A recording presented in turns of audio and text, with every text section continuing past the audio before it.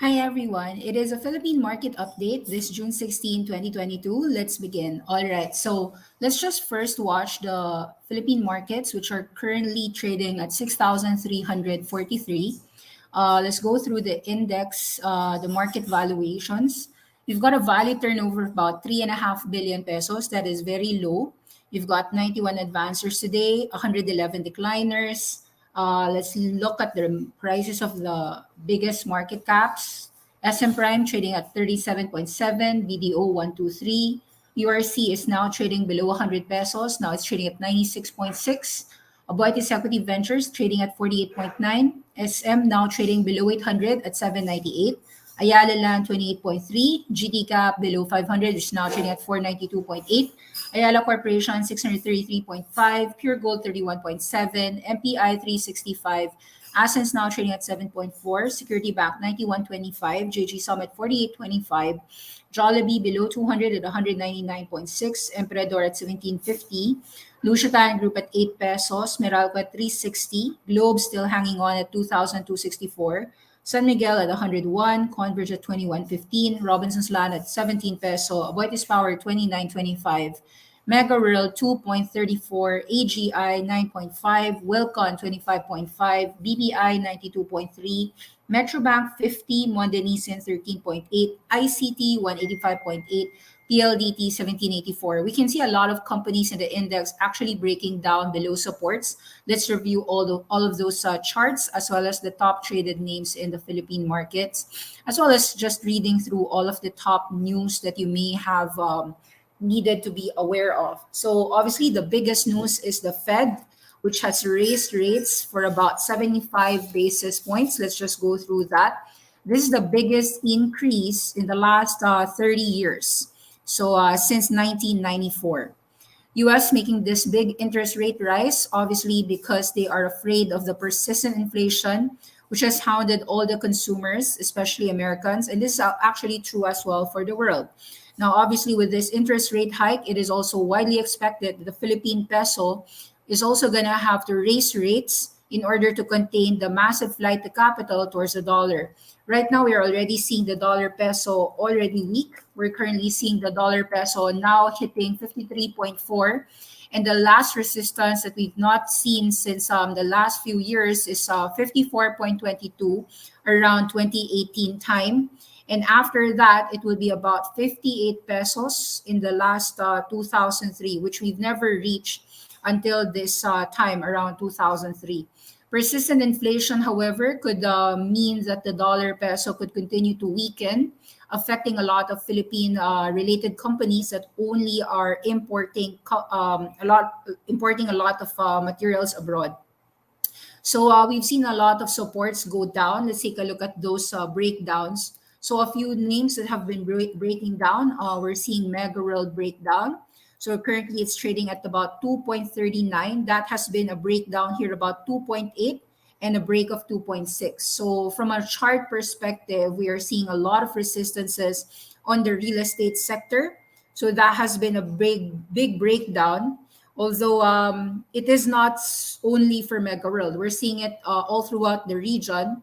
So Meg is now sitting at 2.39. It is highly oversold, albeit there is no support yet. It could be 2.2 or 2 pesos. So we are still sitting in a range where there is still no strong volume, and we are still not seeing a slew of strong support.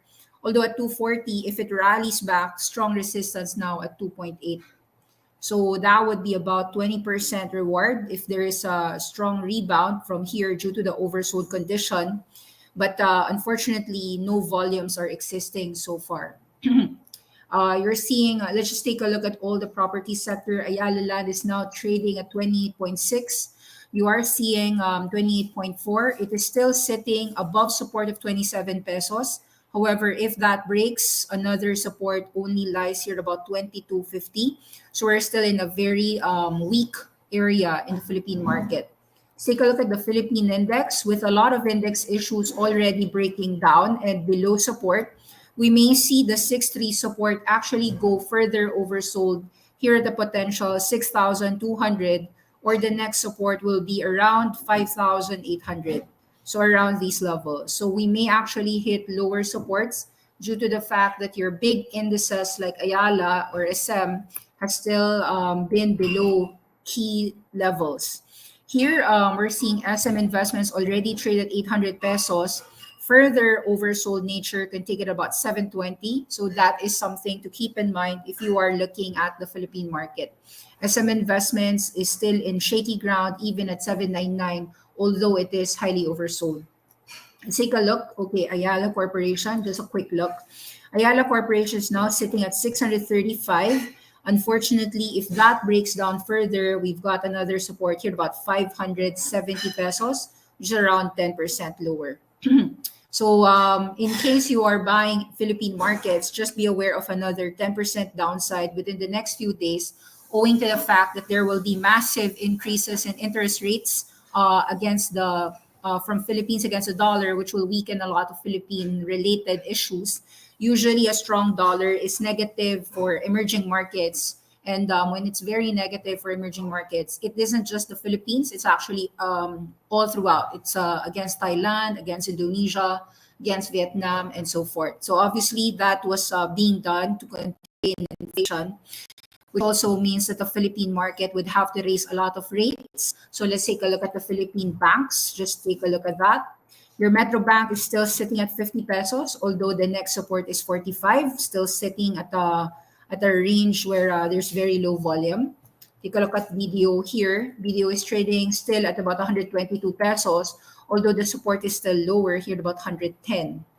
Your BPI is trading at 92 pesos, still steady. However, still can't say where the supports here lie because if BDO and Metro Bank are looking lower, then likely for another 5 to 10% lower here, about 85 area. Aboitiz Power is now sitting at 29 pesos, so that is at support. We're seeing a lot of buyers in the past emerge here at about 28 to 29. So for those who are looking to buy power issues, Aboitiz Power here at 29 might be an interesting idea, although there is no clear support yet in the Philippine market, suggesting a strong level of rebound here at about 28 or 29. Okay, let's take a look at your big caps. AEV, let's just take a look at that. Aboitiz Equity Ventures also trading at 49. So just like Aboitiz AP, it is also trading here near support like all the other conglomerates in the Philippines.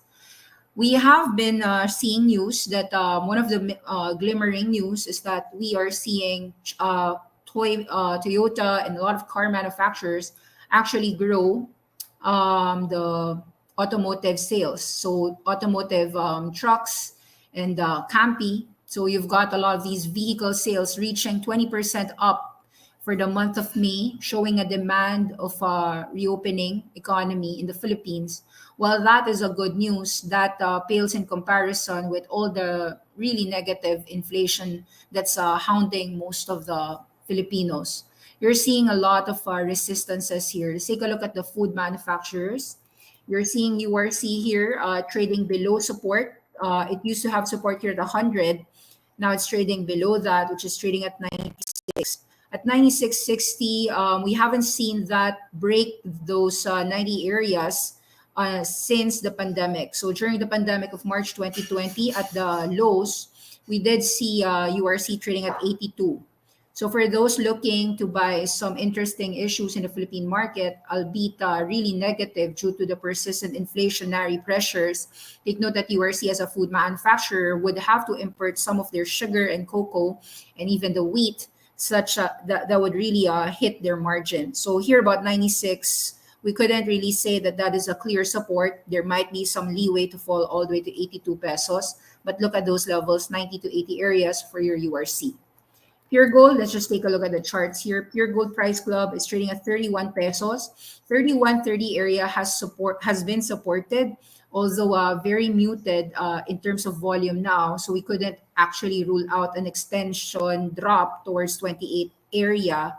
But that would be mitigated, I believe, due to the fact that Pure Gold is a staple and is trading already at about 10, 11 times multiple PE ratio. Historically, the lowest valuation for Pure Gold over the last 8 to 10 years. So it's actually potentially a value play whenever it's hitting below 29 area. Let's read through news. We are seeing AGI here, press release. They are doing a lot of expansion. Let's just read through this. They are AGI's capital spending hike by they're increasing their spending by 33% to 60 billion pesos this year. It says here that AGI is expecting a reopening of economic activity and an anticipated increase in mobility, and therefore they're offering 14 new projects this year. Four townships, a 500-hectare area in Metro Manila, Calabarzon, and Mindanao to provide fresh sources of revenue for the company going forward. 4 billion pesos is going to be allocated for travelers, which is the resorts world, to bring in leisure and entertainment, um, and propelled by their VIP businesses. So we'll see if more staycationers will come to Manila. So far, they're open their entire Newport City complex, which is meetings, incentives for conferences and for tourists. Those hotels are Marriott, Sheraton, Hilton, and Hotel Okura. So they're gonna further improve those malls. Another 3 billion is gonna be set aside for expansion for Emperador, for overseas. So they're gonna continue to grow the White and Mackay for whiskey, Bodegas Fundador for brandy, and allotted 10 billion. Actually, this Emperador has been their main money maker, recording a 10 billion peso profit during the pandemic with a record revenue of about 56 billion pesos. Now, finally, they continue to spend 3 billion pesos for AGI's McDonald's, the Golden Arches. Of course, they have the exclusive franchise to operate these restaurants in the Philippines.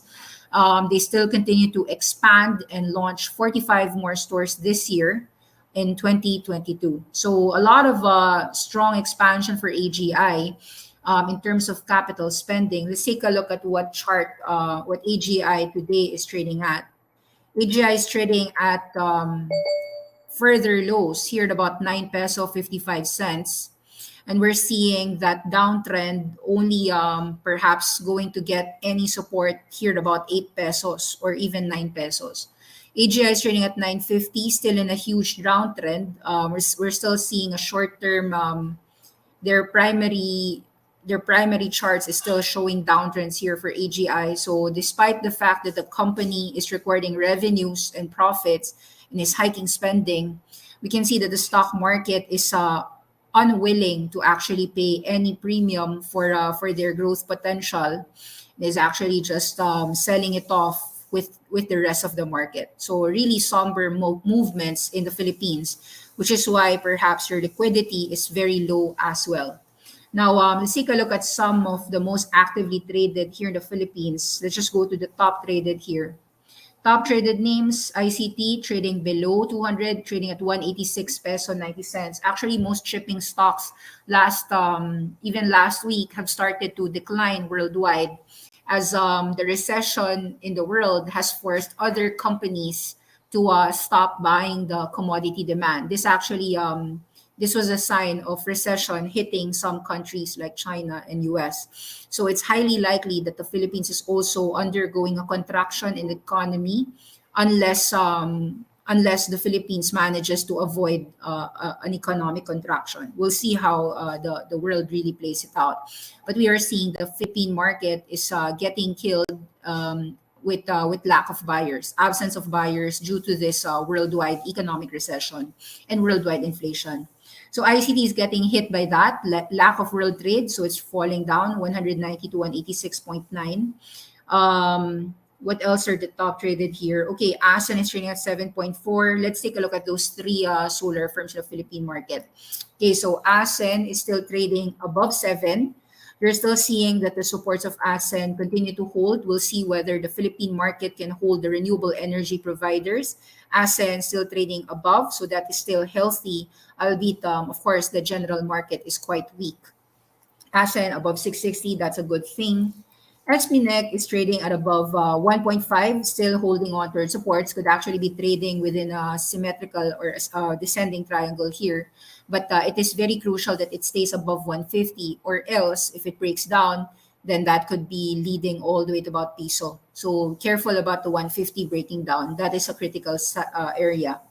Aslag, unfortunately, is below IPO price of 2 pesos. It's now trading 10% below, here about 1.77. So we're seeing that the lack of liquidity in the market is seeing less appetite in all Philippine issues, even as Aslag actually reported quite a good net income and has declared a good dividend play for the year. So we'll see if the markets increase their appetite. But so far, we're seeing that it is holding this 180 area, 175 area, albeit very low. So we might see this just very thin liquidity continue to stall until perhaps the next catalyst, which is their dividend play or their opening of Raslag 3. So those are the likely catalyst for Raslag Corp. I understand that the solar is a strong secular trend.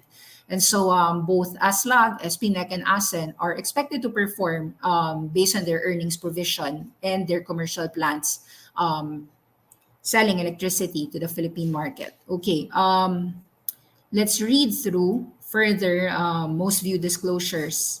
Let's take a look at this one. Figaro Coffee Group press release. Figaro is bullish to meet 150 store target by year end. There's currently constructing 30 new stores under high demand areas in the Philippines. It says here that their popular brands, Angel's Pizza, Tienma's Taiwanese Cuisine, and Figaro Coffee, is now constructing more 30 new stores within Bulacan, Cavite, Cebu, Laguna, and more areas in the NCR region, bringing their brand to a wider audience and looking to grow their further suite of products, lining up partnerships with retail giants. So Angel's Pizza Express is set to open more kiosks across Metro Manila.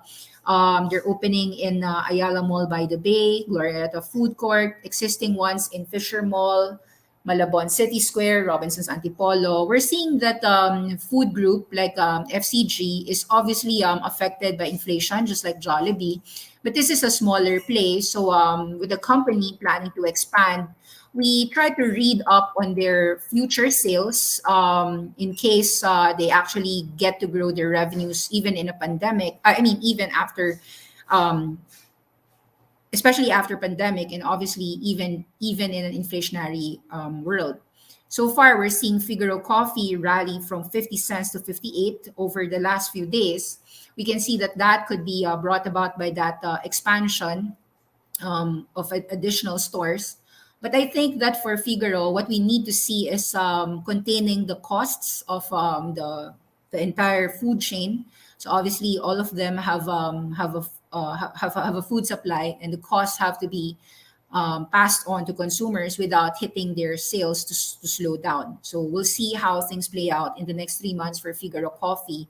As Figaro and Starbucks, all of these companies are all in the same industry, which is fast foods, all getting hit with this food crisis. Let's take a look at what's happening with your Jollibee and your Shakey's and Max's. Okay, so Jollibee Foods continue to be in a downtrend. We argued that Jollibee Foods at 260 and 250 was really topish and could potentially hit these levels about 185. We're nearing that zone of 185, which may be seeing some support, maybe 185 or 180 area. So let's take a look at that, whether inflationary costs are getting priced in and is enough to merit a buy on Jollibee. We'll see about these levels.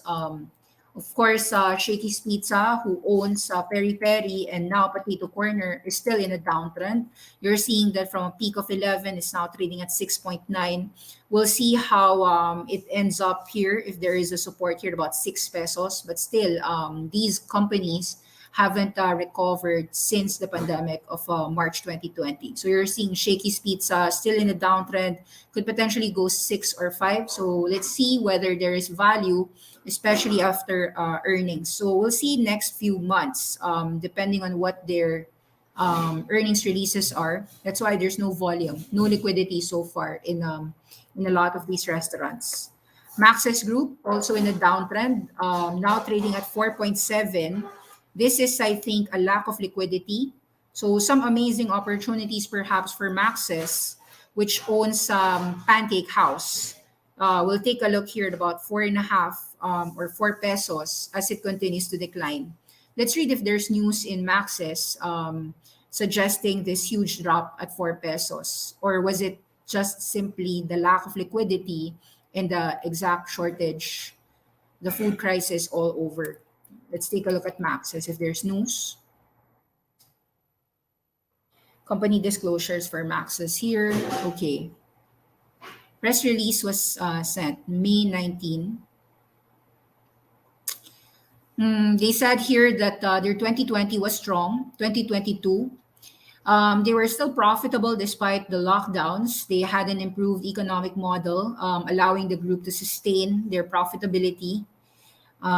They were able, as they said here, to post a first quarter sales of about 3.55 billion pesos for the first quarter of 2022, reflecting actually that's better sales.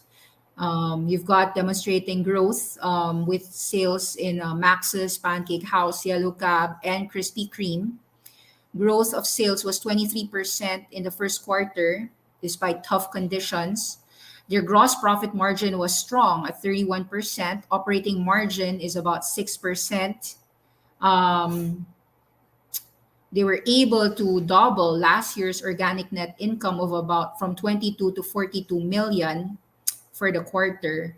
I would say that their brands are very good, and perhaps it's really just a matter of the market being very bearish on overall fast foods and supermarkets.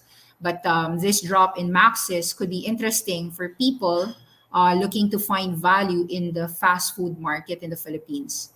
So Maxis Group here at about 4 pesos area is an interesting look. Not necessarily to buy immediately, but if their earnings aren't declining too much, we might actually be seeing some values pop up here at about 4 area.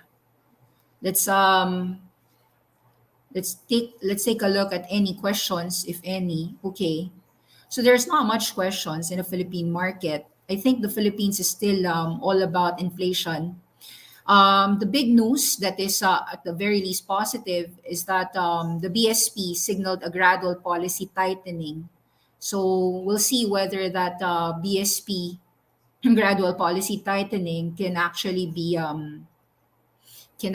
help the economy from because high interest rates will actually affect all of your properties and loans. Most especially getting hit will be real estate. We'll see. But pretty somber mood in the Philippines, and I don't think that there is reason to immediately be actively buying, except to see that there is, of course, there exists a lot of values in this zone. You've got URC trading at really huge lows here, about 96.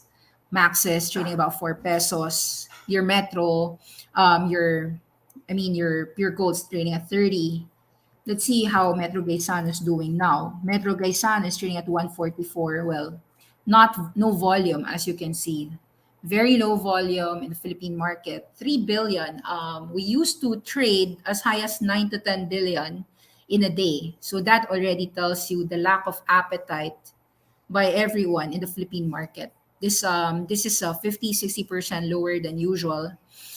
There's no activity, so we are still in a bear market, and the market is reflecting that lack of interest to tell you that the drops are not necessarily fundamental. But when we have a very weak market, a company that can issue dividends may be the only solution in the Philippines.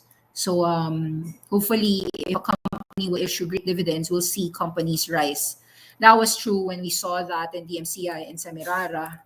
So take a look at these coal companies. DMCI has fallen from about 9.4, 9.5 to about 8.6. However, at about 7.5, there might actually be a lot of buyers there. Semirara, let's take a look at that. Coal prices, of course, have been the reason why they were positive. At 35, sure, it can drop here. 28, but still a strong uptrend overall. Take a look at Nicolasia. Let's just take a look at these commodity stocks.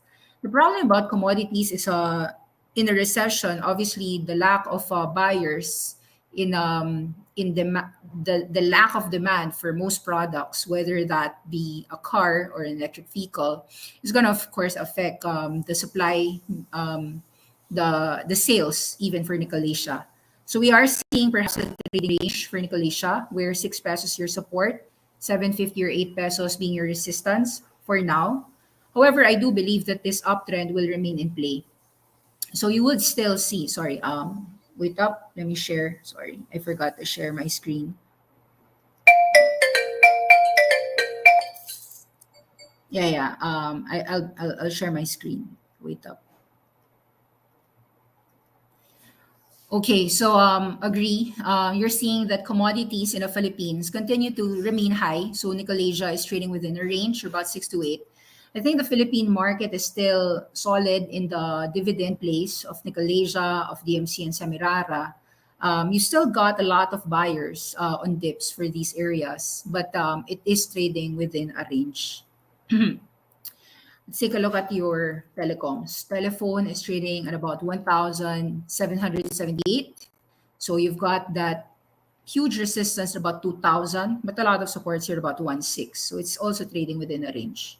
Globe trading at about 2,000 today, 2,240. Unfortunately, because of lack of liquidity in the Philippine market, it could even retest 2,1 or 2,000. That said, this is a place for huge buying opportunities. So in somber times like this, actually the market being very low liquidity doesn't mean that there doesn't present any opportunity. In fact, there are a lot of good opportunities in the Philippine market, but it may be good for investors and not necessarily for traders out there. It's really important to take note that in a recession or in a worldwide inflation, you will have companies that continue to earn money. So we may see them actually get low values for the next 2 to 3 months, albeit actually beating estimates and actually getting good earnings and actually getting good sales. So what I would do in the next 3 months is to actually watch out for companies that are actually doing well or not necessarily doing as badly. So things that come into mind obviously would be URC at 90 pesos.